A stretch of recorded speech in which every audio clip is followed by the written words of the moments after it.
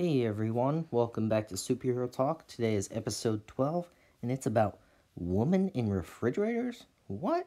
That's right, and to find out why, you're going to have to watch. I'm your host, Brendan Strevig from the Priestley Forsyth Memorial Library. Now let's figure out what Women in Refrigerators is all about.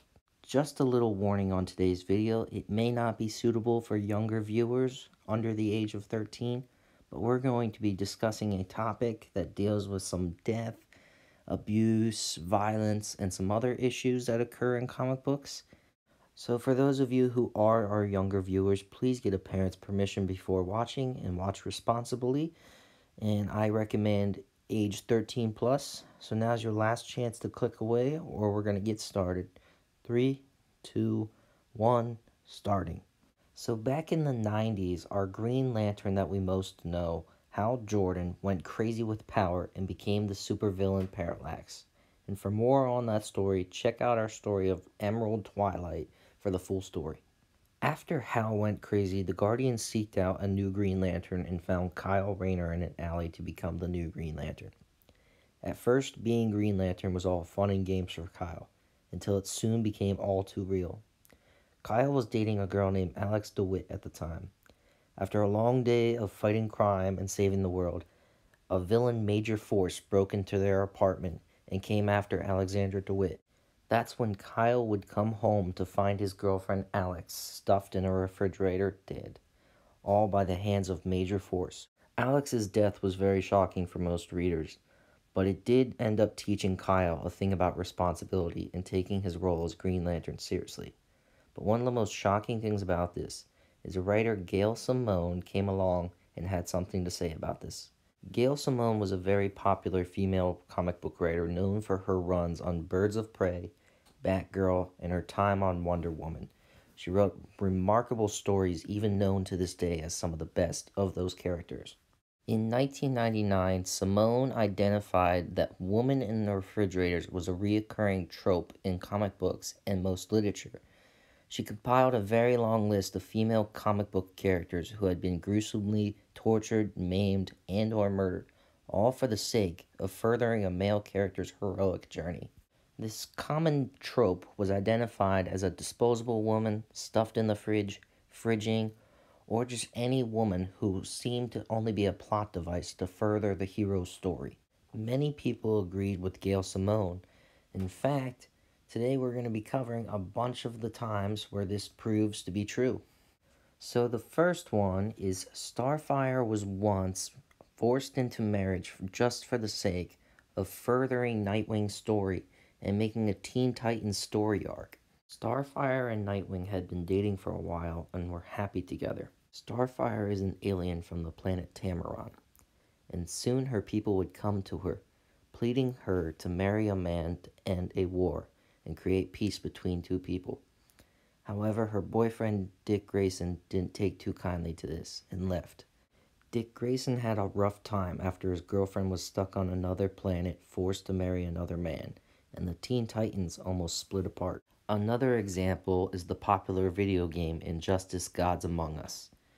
This story in the video game is based around Superman accidentally killing his wife Lois and their unborn child, and becoming a dictator and going to war with Batman. Another example is in the movie Superman with Christopher Reeve. Lois Lane dies and Superman's upset because he loved her. Superman is so grief-stricken, he's forced to fly around the planet so fast it somehow turns back time just so he can save her. Another example of a female character suffering just for the sake of a story is in the House of M story.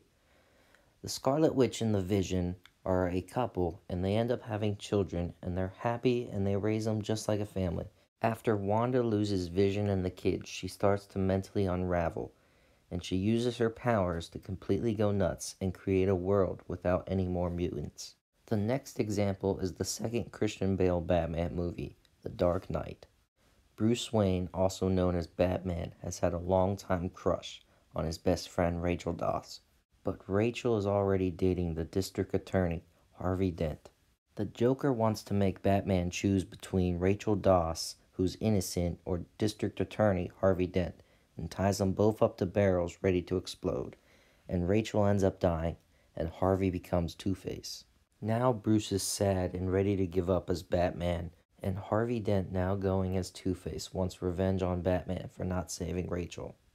In the story Old Man Logan, Wolverine has retired and now has a family and kids, but after they're killed, he gets back into business. In Batman the Killing Joke, the Joker goes after Barbara Gordon and shoots and paralyzes her, forcing Batman and Gordon to go after the Joker more than ever. At the climax of X-Men Dark Phoenix, Jean Grey, Cyclops' wife, dies, ultimately changing Cyclops' journey forever and making Jean's death a staple in his life.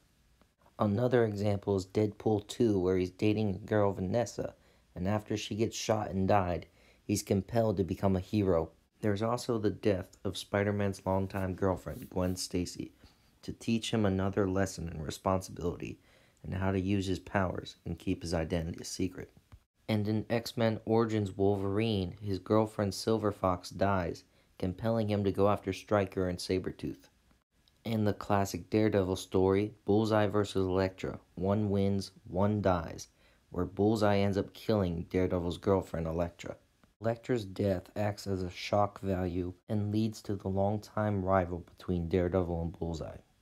And both the Punisher movie and comic books revolve around Frank's family getting killed by mobsters and him becoming a vigilante.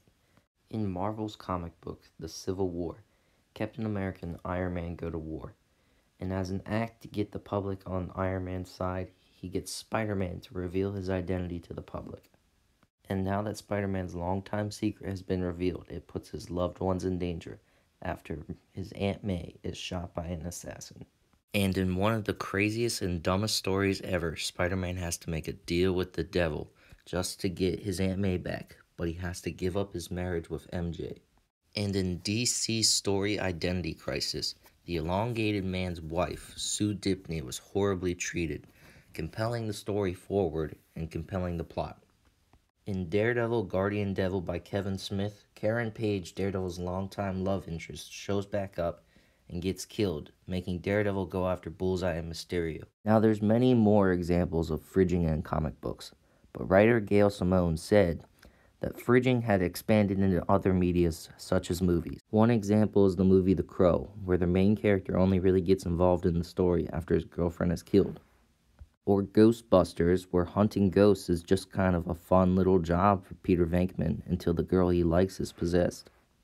Or Star Wars Episode 3, Revenge of the Sith, where Anakin has nightmares of his wife Padme dying, compelling him to join the dark side to save her. Or in the Harry Potter movies, where Severus Snape's longtime love Lily Potter is killed, compelling him to go to Dumbledore.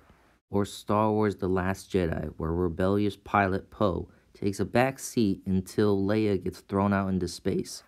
Now, I personally love Gail Simone and agree with her full-heartedly about this idea of fridging being a common trope in literature and movies, but I think it's been occurring for decades in many mediums.